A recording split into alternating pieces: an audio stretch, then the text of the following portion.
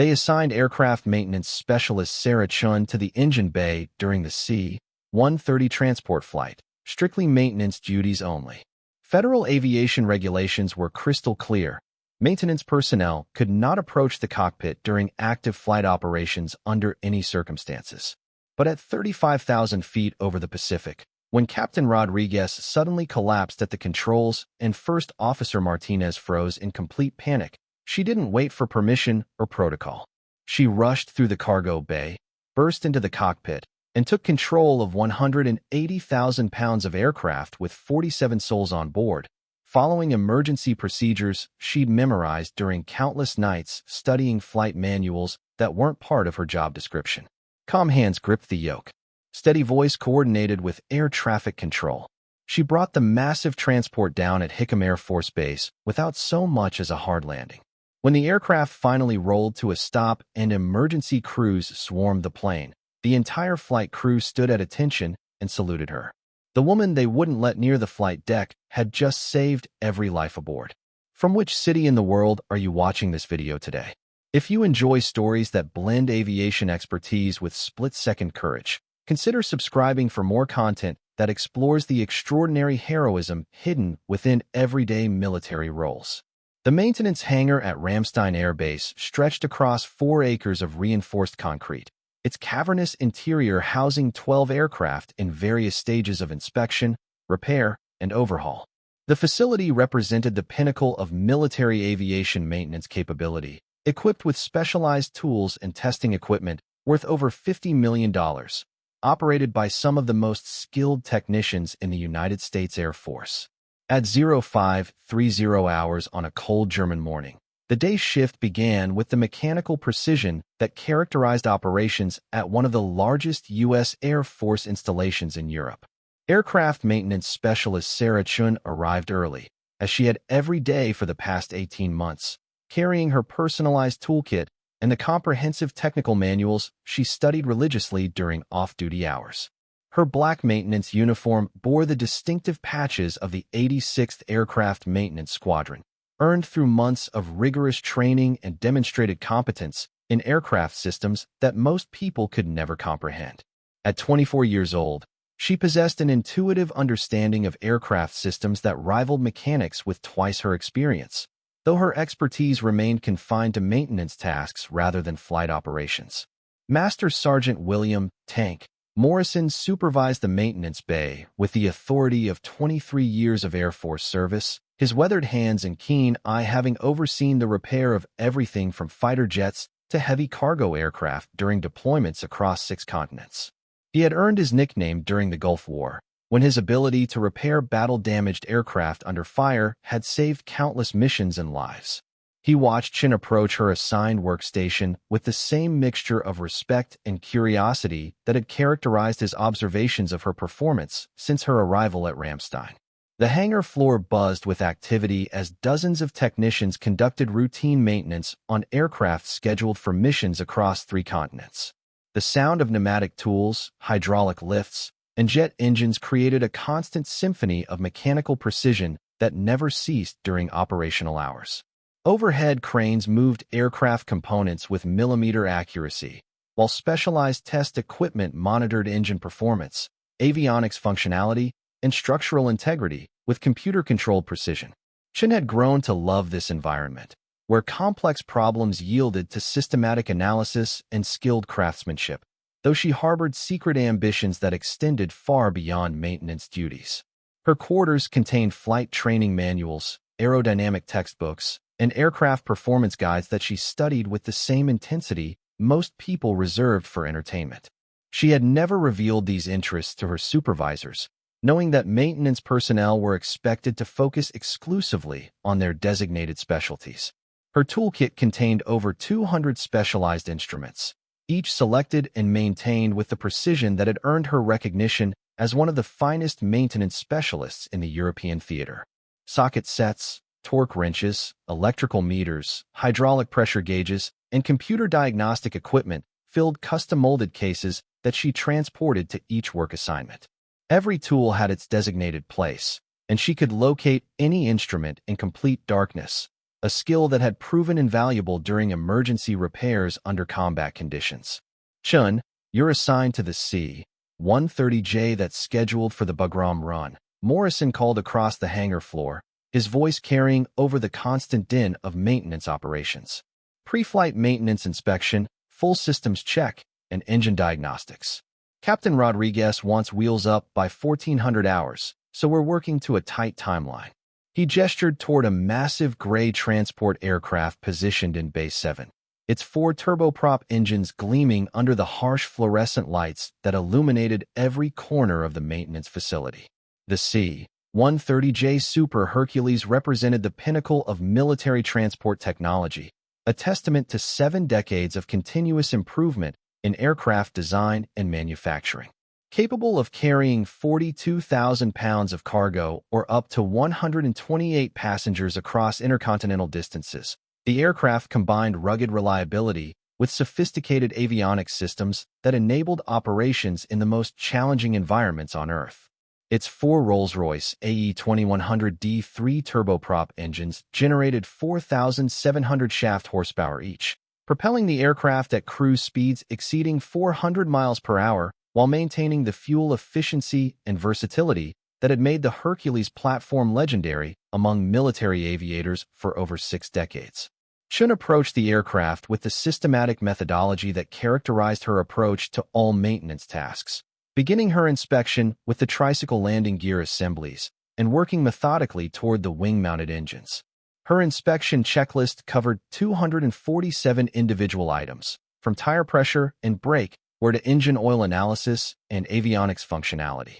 Each component required specific testing procedures and documentation standards that ensured aircraft safety and regulatory compliance according to technical orders that governed every aspect of Air Force maintenance operations. The aircraft's maintenance history revealed a complex story of missions across multiple theaters of operation. Logbook entries documented flights to Afghanistan, Iraq, Africa, and humanitarian missions throughout Europe and Asia. Each flight had subjected the aircraft to unique stresses and environmental conditions that required careful monitoring and preventive maintenance to ensure continued airworthiness. Chun studied these records with the attention to detail that had made her indispensable to the maintenance squadron. Her inspection routine began with visual examination of the aircraft's exterior, looking for signs of corrosion, fatigue cracking, or impact damage that might compromise structural integrity. She crawled beneath the aircraft to examine landing gear components, hydraulic lines, and electrical systems that were accessible only from below. Her flashlight illuminated every corner and crevice, revealing details that less thorough inspections might overlook. The engine inspection required specialized knowledge of turboprop technology that few mechanics possessed. Chun removed inspection panels to examine internal components, checking for oil leaks, bearing wear, and compressor blade damage that could lead to catastrophic failure during flight. Her trained eye could identify subtle signs of developing problems that computer diagnostics might miss, potentially preventing in-flight emergencies that could endanger crew and passengers. Lieutenant Colonel James Rodriguez, the aircraft commander assigned to today's mission, arrived at the hangar precisely at 0700 hours, accompanied by his usual crew, First Officer Eduardo Martinez, Flight Engineer Robert Davis, and Loadmaster Kevin Thompson. Rodriguez possessed over 3,000 flight hours in C-130 aircraft, having completed tours in Afghanistan, Iraq, and various humanitarian missions across Africa and Southeast Asia. His reputation for punctuality and attention to detail had earned him command of some of the most challenging cargo missions in the European theater. Rodriguez's flight experience encompassed every aspect of C-130 operations, from combat missions in hostile territory to humanitarian relief efforts in disaster zones. He had flown medical evacuation missions, cargo deliveries to remote outposts, and special operations insertions that pushed both aircraft and crew to their operational limits. His understanding of aircraft systems and performance characteristics complemented the maintenance expertise of specialists like Chun, creating the partnership between aircrews and ground personnel that ensured mission success. "How's she looking, Chun?" Rodriguez asked, approaching the aircraft as she completed her inspection of the portside engines. Despite military protocol that typically minimized interaction between officers and enlisted maintenance personnel, Rodriguez had developed a professional respect for Chin's expertise over the months she'd worked on his aircraft.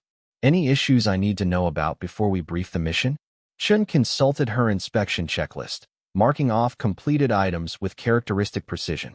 Her handwriting was neat and methodical, reflecting the attention to detail that characterized all aspects of her work. Each maintenance action required documentation that would become part of the aircraft's permanent record, establishing a paper trail that could be crucial for future troubleshooting or accident investigation. All systems nominal, sir. Engine diagnostics show optimal performance parameters. Hydraulics are functioning within specifications, and electrical systems passed all tests. The aircraft is mission-ready. She hesitated briefly, then added, Sir, I noticed the backup navigation system showed some minor calibration drift. It's within acceptable limits, but you might want to cross-check with primary navigation during flight. Rodriguez nodded approvingly. Chin's attention to detail had prevented several potential maintenance issues during previous missions, earning her unofficial recognition as one of the most thorough specialists in the squadron.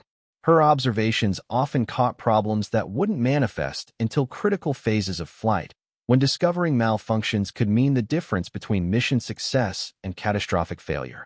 First Officer Martinez, a competent pilot with 2 years of C-130 experience, reviewed his flight bag while listening to Chin's maintenance report. His responsibilities included radio communications, navigation backup, and aircraft systems monitoring during flight operations.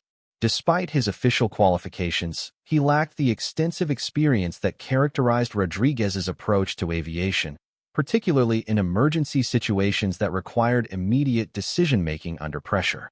Flight Engineer Davis, responsible for monitoring aircraft systems during flight, examined his technical manuals one final time. His position required intimate knowledge of engine performance, electrical systems, and hydraulic operations that enabled him to troubleshoot problems and optimize aircraft performance throughout the mission. His experience working with maintenance personnel like Chun had taught him to appreciate the value of thorough pre-flight inspections. Loadmaster Thompson prepared to supervise the cargo loading procedures that would begin within the hour. His responsibilities included ensuring proper weight distribution, cargo securement, and passenger safety during flight operations. The combination of medical supplies and equipment replacement parts scheduled for today's mission required careful planning to maintain aircraft balance and performance characteristics throughout the long flight to Afghanistan. Each crew member understood their responsibilities and the critical nature of their mission. The cargo manifest included surgical equipment for field hospitals, replacement parts for damaged vehicles, and communications equipment for forward operating bases. These supplies could mean the difference between life and death for soldiers serving in remote locations where conventional supply chains had been disrupted by combat operations. As the flight crew departed for their mission briefing, Chun continued her methodical inspection of the aircraft systems. Her quarters contained detailed technical publications covering not only maintenance procedures, but also flight operations manuals, emergency procedures, and aircraft performance specifications far beyond her official responsibilities. She had spent the previous 18 months studying these materials during off-duty hours out of genuine fascination with aviation rather than any expectation of applying the knowledge. Her unofficial education included aerodynamics textbooks, navigation principles, meteorology guides, and flight planning procedures that most maintenance personnel never encountered. She had memorized emergency checklists for dozens of potential in-flight scenarios, from engine failures and hydraulic malfunctions to navigation system problems and medical emergencies. This knowledge remained her secret, since maintenance personnel were not expected to understand flight operations beyond their immediate technical responsibilities. The mission briefing took place in Conference Room C, where Rodriguez outlined the flight parameters for today's cargo run to Bagram Airfield in Afghanistan. The C-130 would carry critical medical supplies and equipment replacement parts for forward operating bases, following a standard route across Eastern Europe and through carefully coordinated airspace over Turkey and Iran. Flight time was estimated at 9 hours with one refueling stop in Qatar, well within the aircraft's operational envelope, but requiring careful attention to weather conditions and air traffic coordination. Weather looks favorable for the first 6 hours, Rodriguez explained to his crew, pointing to meteorological charts displayed on the wall screen. We'll encounter some turbulence over the mountains approaching Afghanistan, but nothing outside normal parameters. Martinez, you'll handle radio communications with European control centers. Davis, monitor engine performance closely during the climb phase. We're carrying a heavy load today. The cargo loading process required precise coordination between ground crews and loadmaster personnel to ensure proper weight distribution and cargo securement. Each piece of equipment had to be positioned according to aircraft balance requirements, with heavier items loaded first and distributed to maintain the center of gravity within acceptable limits. Cargo straps, nets, and restraining devices secured everything according to specifications that had been developed through decades of transport operations. Chun observed the loading process from her maintenance station, noting the careful attention to detail that characterized professional cargo operations. Her knowledge of aircraft performance allowed her to appreciate the complexity of weight and balance calculations that determine takeoff and landing characteristics. The total cargo weight approached the aircraft's maximum capacity, requiring precise calculations for runway length, climb performance, and fuel consumption throughout the mission. Medical equipment bound for field hospitals included surgical instruments, diagnostic devices, and pharmaceutical supplies that would enable military doctors to provide life-saving treatment in austere environments. The sterile packaging and careful handling required for these supplies added complexity to the loading process, as contamination or damage could render critical equipment useless when it was needed most. Communications equipment destined for forward operating bases included radio systems, satellite communication terminals, and computer networks that would enable commanders to coordinate operations and maintain contact with higher headquarters. The reliability of these systems often determined the success or failure of military operations in remote locations where conventional communication infrastructure had been destroyed by conflict. Chun completed her final inspection of the aircraft at 1,300 hours and signed off on the maintenance forms that would authorize its release for flight operations. Her signature carried legal responsibility for the aircraft's airworthiness, a responsibility she took seriously given the lives that depended on her thorough work. The maintenance forms would become part of the aircraft's permanent record, documenting every aspect of the inspection and repair work that had been completed.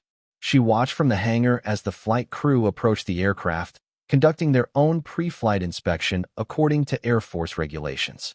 Rodriguez performed a careful walk-around inspection, checking control surfaces, landing gear, and external systems with the thoroughness that had characterized his approach to aviation throughout his career. His inspection complemented Chen's maintenance work, providing additional verification that the aircraft was ready for the demanding mission ahead. The pre-flight inspection included testing of flight controls, engine start procedures, and systems checks that verified proper operation of navigation, communication, and safety equipment. Each crew member had specific responsibilities during this process, creating multiple layers of verification that reduced the possibility of overlooking critical problems that could compromise flight safety. Engine start procedures required careful coordination between pilot and flight engineer, with specific sequences and timing that ensured proper engine operation and system initialization. The sound of 4 turboprop engines spinning up to operational speed filled the hangar with the distinctive whine that characterized C-130 operations, a sound that Chun had learned to analyze for signs of developing mechanical problems.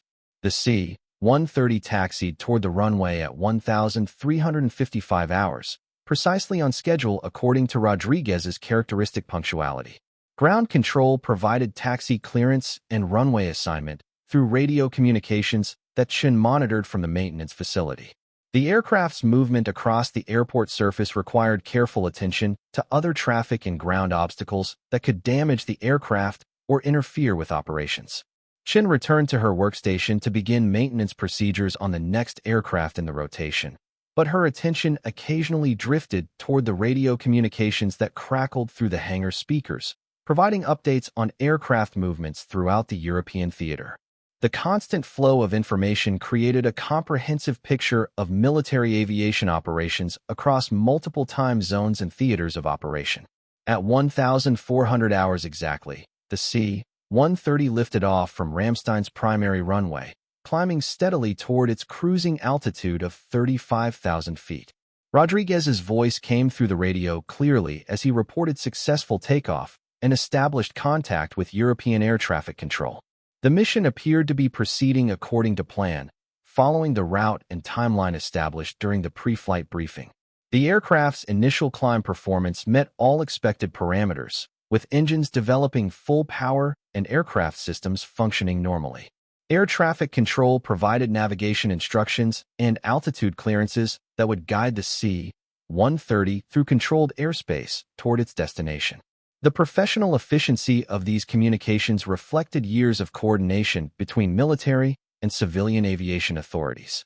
Unknown to the maintenance crew monitoring from the ground, Rodriguez had been experiencing intermittent episodes of chest pain for the past week, symptoms he had attributed to stress and poor diet rather than anything requiring medical attention. Military pilots, particularly those in command positions, often minimized health concerns that might ground them from flying duties, and Rodriguez was no exception to this tendency. The demanding schedule of combat missions and training flights left little time for medical concerns that seemed minor compared to operational responsibilities. The chest pain had begun during a particularly stressful period of increased mission tempo, when the squadron had been tasked with multiple high-priority cargo runs to support combat operations in Afghanistan. Rodriguez had dismissed the symptoms as muscle strain from long hours in the cockpit and poor sleep patterns that characterized military aviation during periods of operational intensity. His dedication to mission accomplishment often superseded personal health considerations. 2 hours into the flight, as the C-130 maintained steady progress across Eastern Europe, Rodriguez felt the chest pain returning with increasing intensity. He attempted to dismiss the symptoms as altitude-related discomfort, focusing on navigation and communications with air traffic control rather than acknowledging the growing possibility that something more serious might be occurring. The cockpit environment, with its confined space and constant vibration, often exacerbated minor health problems that might be manageable under normal circumstances. Martinez concentrated on monitoring weather conditions and maintaining radio contact with control centers, didn't immediately notice his aircraft commander's increasing discomfort. The cockpit layout of the C-130 allowed crew members to focus on their individual responsibilities without constant visual contact, sometimes preventing immediate recognition of emerging problems. Each crew member wore headsets and safety equipment that could obscure subtle signs of medical distress. Davis, focused on engine performance parameters from his flight engineer station, remained unaware of any developing medical situation in the cockpit. His instruments showed normal operation across all systems, with no indication of the personal emergency that was developing in the pilot's seat. The aircraft continued to perform flawlessly, masking the human drama that was unfolding at the controls. The flight path took them over the Black Sea, where international airspace required careful coordination with multiple air traffic control centers and adherence to specific flight corridors that avoided potential conflicts with civilian and military traffic. The complexity of modern aviation operations demanded constant attention to navigation, communication, and traffic separation that left little margin for personal emergencies. At 35,000 feet over the Black Sea, Rodriguez suddenly experienced severe chest pain that radiated down his left arm, classic symptoms of cardiac arrest that could no longer be ignored or dismissed. His hands gripped the control yoke as waves of pain coursed through his chest, and his vision began to blur as blood flow to his brain decreased rapidly. The combination of altitude, stress, and underlying cardiac conditions had created a life-threatening emergency that threatened not only his life, but the safety of everyone aboard the aircraft. Rodriguez to control. He managed to transmit, his voice strained but still professional despite the increasing severity of his condition. Experiencing some difficulty. Request priority handling for possible medical emergency. The transmission cut off abruptly as he slumped forward in the pilot's seat, unconscious and no longer able to control the aircraft that was carrying 47 souls across international airspace. Martinez immediately recognized the severity of the situation as the aircraft began to drift off course, with no input from the aircraft commander. The autopilot system maintained basic flight parameters, but required human oversight for navigation decisions, altitude changes, and communication with air traffic control. The sudden loss of the aircraft commander created an emergency situation that exceeded normal crew training and procedures. "Captain Rodriguez? Captain, are you responding?" Martinez called repeatedly, reaching across the cockpit to check Rodriguez's condition while attempting to maintain control of the aircraft. His confirmation that the pilot was unconscious and unresponsive transformed a medical emergency into a flight safety crisis that required immediate action to prevent potential catastrophe. The C-130, weighing 180,000 pounds fully loaded, continued flying on autopilot, but critical decisions regarding course corrections, altitude changes, and emergency procedures required immediate human intervention. Martinez found himself responsible for an aircraft and cargo that represented millions of dollars in military assets, as well as the lives of crew members and the success of a critical mission to support combat operations. "Davis, get up here now," Martinez called over the intercom, his voice reflecting the panic that was beginning to overwhelm his decision-making capabilities. "Captain's down. Medical emergency in the cockpit." He struggled to maintain control of the aircraft while simultaneously trying to revive Rodriguez, a combination of tasks that exceeded his experience level and training for such extreme circumstances. Davis rushed forward from his flight engineer station, immediately assessing the medical emergency while Martinez attempted to maintain aircraft control. The flight engineer's training included basic medical procedures, but cardiac emergencies at altitude presented complications that exceeded standard first aid protocols. The reduced atmospheric pressure and limited medical equipment available aboard the aircraft complicated any attempts at resuscitation. "He's unconscious, but breathing," Davis reported after checking Rodriguez's pulse and airway. "Looks like cardiac arrest. We need immediate medical assistance and emergency landing clearance." His assessment confirmed the severity of the situation while highlighting the need for professional medical intervention that was unavailable during flight operations over international waters. Thompson, the loadmaster, secured his position in the cargo bay and prepared to assist with the emergency while ensuring that cargo remained properly restrained during potential emergency maneuvers. The sudden loss of the aircraft commander created uncertainty about flight operations that could affect cargo security and passenger safety if emergency procedures required rapid descent or course changes. In the cargo bay, Chen had been conducting routine in-flight maintenance checks on auxiliary power systems, tasks that required her presence aboard the aircraft despite regulations normally restricting maintenance personnel from operational flights. Her inclusion on this mission had been specifically authorized due to reports of intermittent electrical anomalies that required real-time diagnosis during flight operations, problems that could only be identified and corrected while the aircraft was operating under normal flight conditions. The electrical anomalies had manifested as brief power fluctuations in the cargo bay lighting system, symptoms that could indicate developing problems with generators, wiring, or distribution systems that might eventually affect critical flight operations. Chen's expertise in electrical systems made her the logical choice for in-flight troubleshooting that could prevent more serious problems from developing during the mission. Her diagnostic equipment included specialized meters and testing devices that could trace electrical problems through complex wiring systems while the aircraft was in operation. This work required careful attention to safety procedures, since electrical systems at altitude operated under different conditions than ground-based testing, with reduced atmospheric pressure affecting the behavior of electrical components and connections. The intercom crackled with Martinez's increasingly frantic voice. "Any crew member with medical training, report to the cockpit immediately. We have an in-flight medical emergency." Chen could hear the panic in his voice and recognized that the situation had moved far beyond routine procedures into territory that threatened the safety of everyone aboard the aircraft.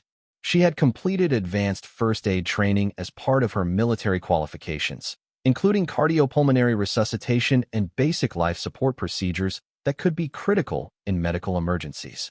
But more importantly, she had spent months studying emergency flight procedures out of personal interest rather than official requirement, accumulating knowledge that far exceeded the expectations for maintenance personnel.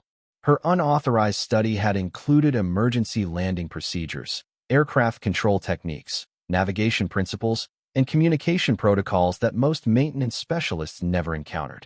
She had memorized checklists for dozens of potential emergency scenarios, from engine failures and system malfunctions to medical emergencies and navigation problems that could occur during flight operations. Chen made a decision that violated every regulation in the Air Force manual, but aligned with her assessment of the life-threatening emergency developing in the cockpit.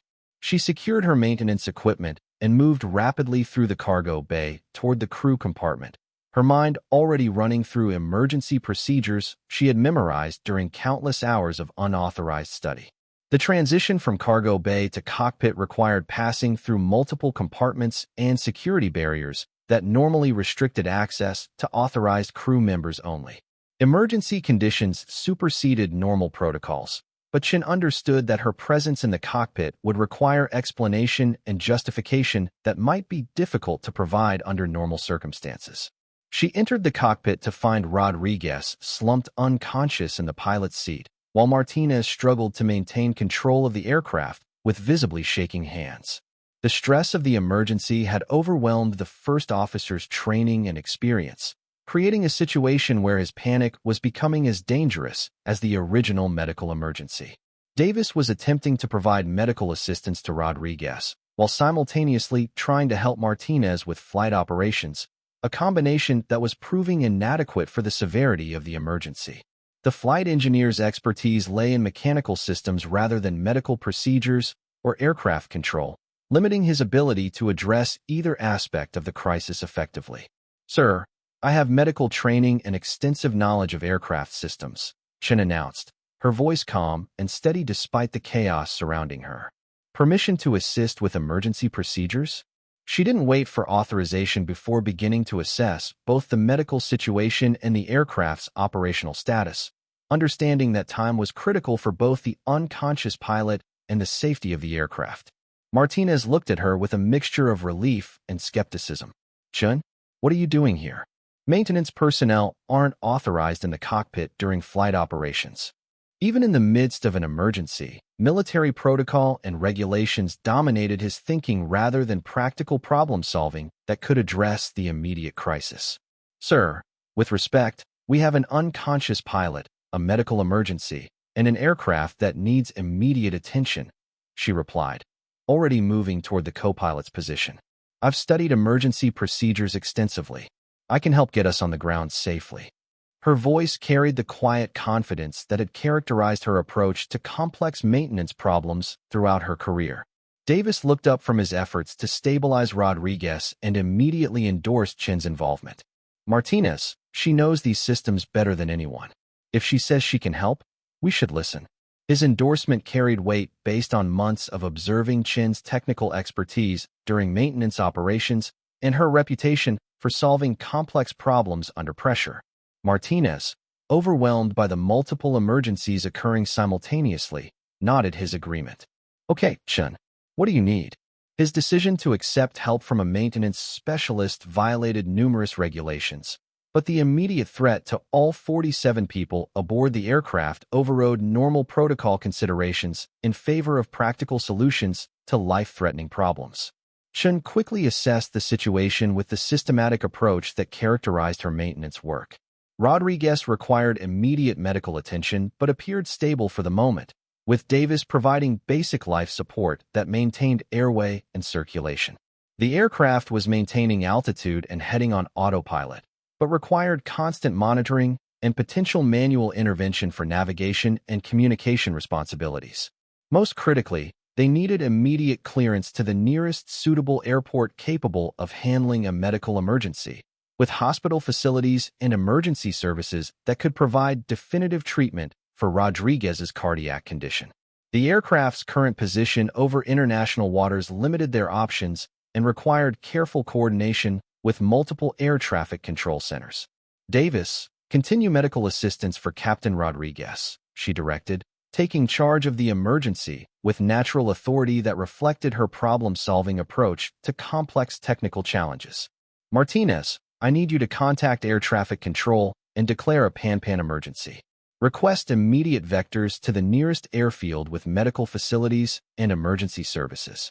She slipped into the pilot's seat that Rodriguez had vacated, her hands moving across the controls with surprising familiarity that demonstrated months of studying cockpit procedures and aircraft systems. The control layout and instrument displays that would overwhelm most maintenance personnel seemed natural and intuitive to her, reflecting the depth of her unofficial education in flight operations. Control, Air Force 4726, declaring pan-pan, pan-pan, pan-pan, Martinez transmitted, his voice steadying as Chun took control of the flight operations. We have medical emergency with unconscious pilot. Requesting immediate vectors to nearest suitable airfield with medical facilities. Souls on board 47, fuel state approximately 6 hours. The response came immediately from Istanbul Control, Air Force 4726. This is Istanbul Control. We copy your pan-pan. Vector heading 180. Descend and maintain flight level 200. Cleared direct to Incirlik Air Base. Medical emergency services are being notified. Estimate time to destination 47 minutes. Chun acknowledged the clearance and began executing the descent with smooth, precise control inputs that demonstrated extensive knowledge of aircraft handling characteristics. Her movements were deliberate and confident, showing none of the hesitation that might be expected from someone flying an aircraft for the first time. Every control input reflected understanding of aircraft performance and aerodynamics that exceeded official maintenance training.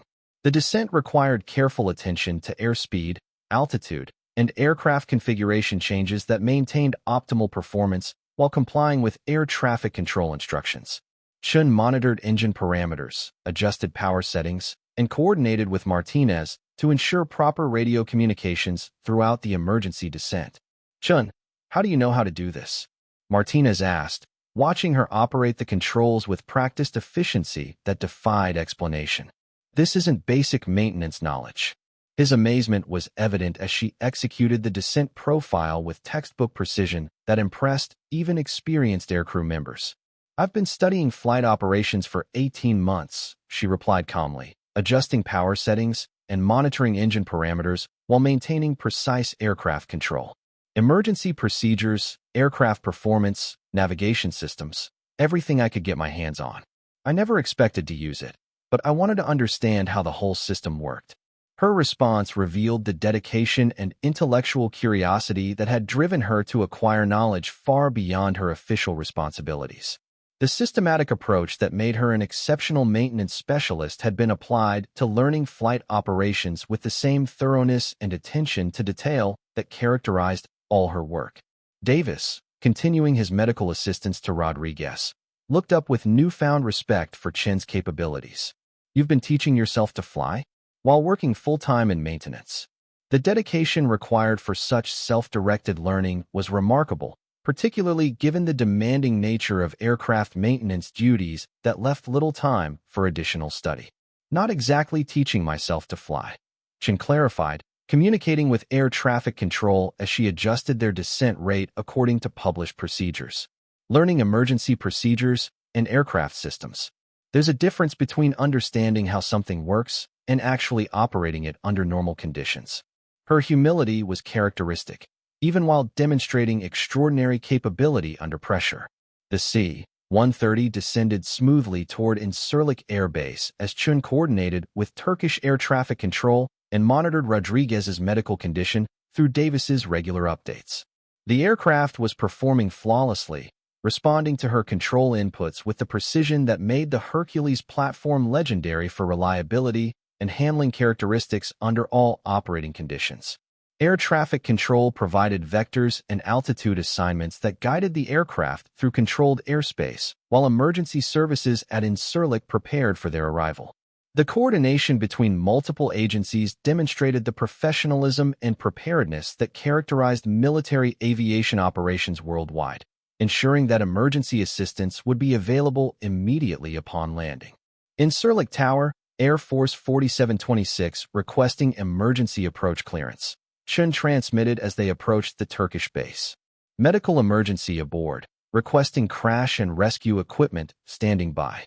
Her communications were crisp and professional, reflecting the calm focus that enabled her to manage multiple complex tasks simultaneously. Air Force 4726, in Sirleaf Tower. You are cleared for emergency approach runway 05. Crash rescue equipment is standing by. Medical personnel standing by. Wind 070 at 8 knots. Visibility 10 kilometers. Ceiling 3,000 feet. The tower controller's voice carried the urgency appropriate for an emergency situation while maintaining the professional calm necessary for safe operations. Chun configured the aircraft for landing approach, extending landing gear and adjusting flap settings according to the emergency checklist she had memorized during her unauthorized study sessions. Every control input was deliberate and precise, demonstrating mastery of aircraft systems that exceeded what anyone aboard had believed possible for a maintenance specialist. The final approach proceeded with textbook precision as Chun maintained perfect alignment with the runway centerline while monitoring airspeed, altitude, and aircraft configuration. Martinez watched in amazement as she executed a landing that would have impressed experienced C-130 pilots, touching down smoothly and deploying thrust reversers with exactly the right timing and technique. The aircraft rolled to a stop on the runway as emergency vehicles surrounded them, with medical personnel immediately boarding to attend to Rodriguez's condition.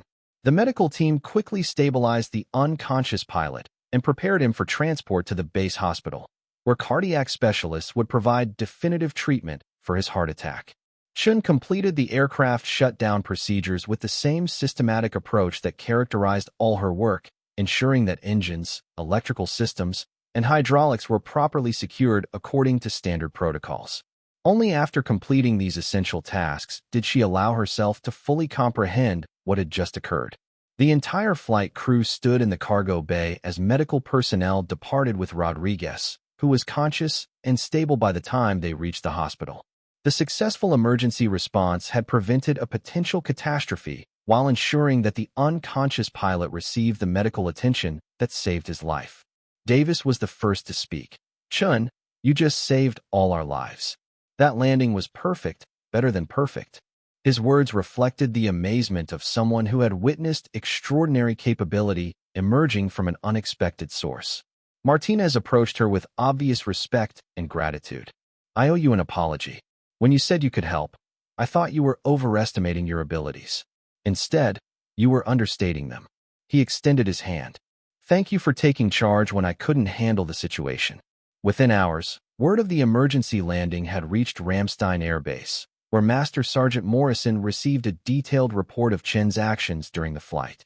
The report documented not only her successful handling of the medical emergency, but also her demonstrated mastery of aircraft systems and emergency procedures that far exceeded her official training and qualifications.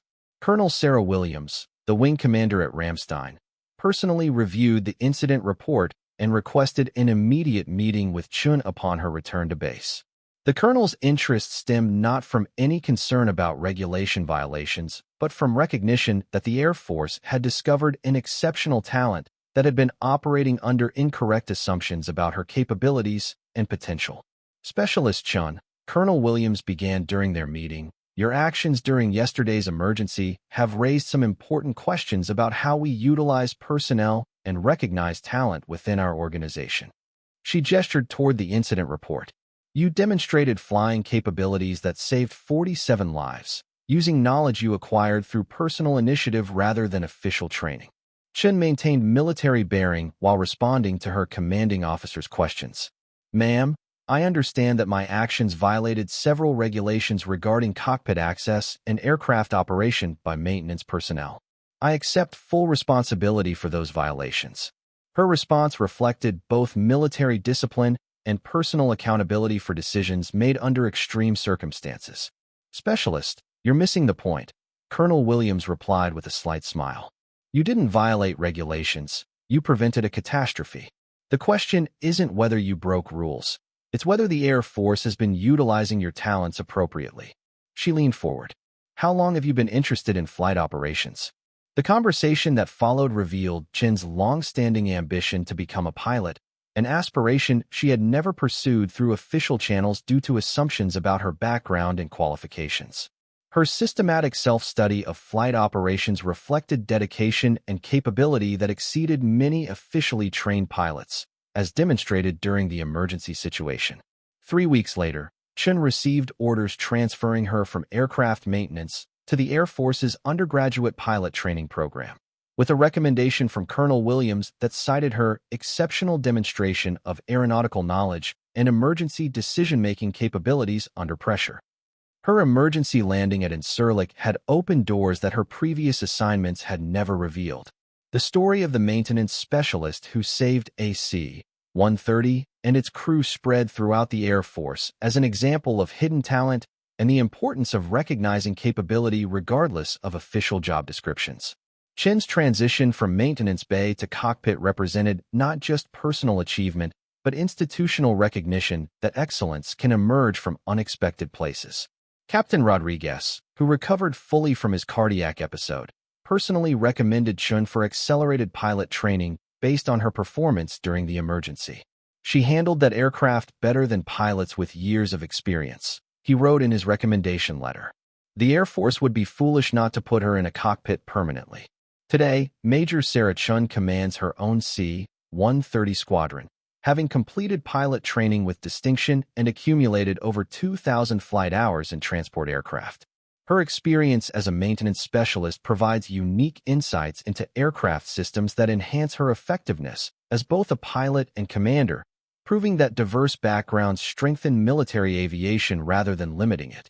Her squadron has achieved the highest mission success rate in the European theater, a record that reflects not only her technical expertise, but also her understanding of the human factors that determine aviation safety and effectiveness. Her crews respect her knowledge and appreciate her emphasis on thorough preparation and attention to detail that prevents emergencies rather than simply responding to them. The aircraft she saved during that emergency flight over the Black Sea remains in active service, carrying critical missions around the world. A small plaque in the cockpit commemorates the day when a maintenance specialist became a pilot out of necessity, then transformed that necessity into a distinguished career that continues to inspire others who dream of flying but haven't found their opportunity yet. The woman they wouldn't let near the flight deck had not only saved every life aboard, but had also demonstrated that extraordinary capability often exists in places where regulations and assumptions prevent it from being recognized. Sometimes the most important qualifications can't be measured by official credentials alone, and the most valuable contributions come from people whose potential has been overlooked by conventional evaluation methods.